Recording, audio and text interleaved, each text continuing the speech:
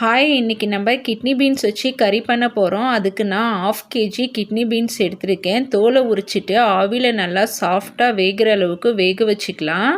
நல்லா வெந்ததுக்கப்புறம் இதை வச்சு இப்போ நம்ம கறி பண்ண ஸ்டார்ட் பண்ணிடலாம். அடுப்பில் வானல் வச்சு கொஞ்சமாக எண்ணெய் சேர்த்துக்கலாம்.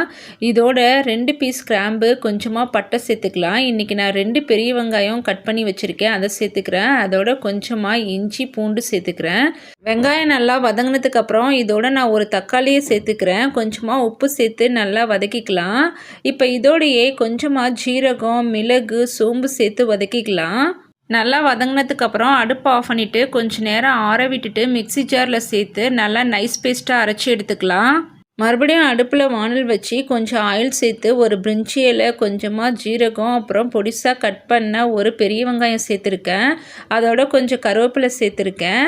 வெங்காயம் நல்லா வதங்கினதுக்கப்புறம் நம்ம அரைச்சி வச்ச வெங்காயம் தக்காளி பேஸ்ட்டு சேர்த்துக்கலாம்.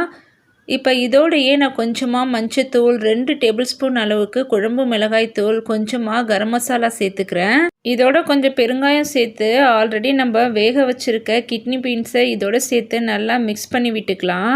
தேவைக்கு ஏற்றப்பில் தண்ணி சேர்த்து நல்லா கொதிக்க விட்டு கடைசியாக கொத்தமல்லி இலை தூவி இறக்குனா டேஸ்டான கிட்னி பீன்ஸ் கறி ரெடி. இது சப்பாத்தி ரைஸ்க்கெல்லாம் ரொம்பவே சூப்பராக இருக்கும். நீங்களும் ட்ரை பண்ணி பாருங்கள். நம்ம இன்னொரு வீடியோவில் பார்க்கலாம்.